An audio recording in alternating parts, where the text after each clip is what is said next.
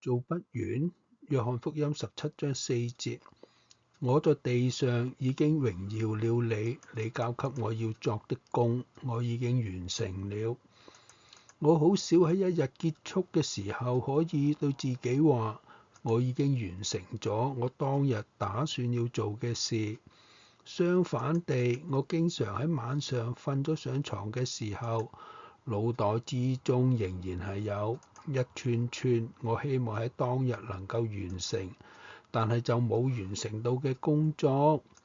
咁樣都係令我覺得好奇怪嘅。耶穌有乜可能可以完成佢一生嘅工作，喺短短幾年間完成整個救贖計劃呢？咁樣係談何容易嘅一份待辦事務嘅清單呢？我哋喺主耶穌自己嘅說話裏面可以揾到一個秘訣，一個有力嘅真理，令到我哋由所有應該做嘅事情嘅壓力同埋挫折之中得到釋放。請注意一下，耶穌完成嘅工作究竟係乜嘢呢？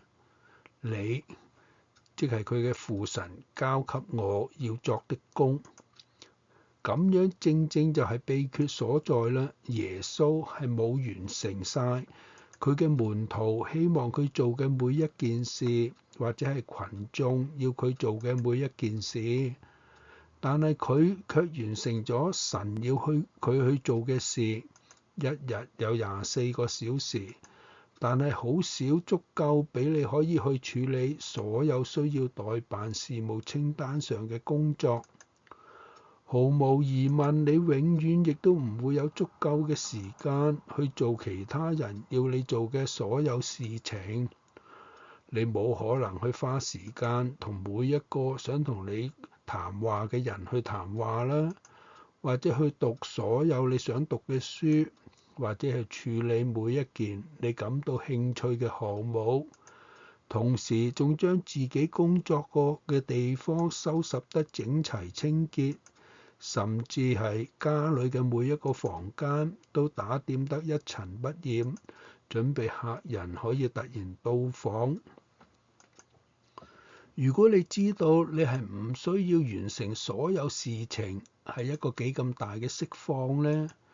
你只係需要去做神指派你做嘅事，不論你相信與否。當你做嘅係喺神待辦清單上嘅事項，你一定會有足夠嘅時間同埋恩典。懇求神俾你智慧，知道乜嘢係今日佢要你做嘅事，並且俾你能力拒絕嗰啲喺呢個時候佢冇指派你去做嘅好事。求聖靈幫助我哋，阿門。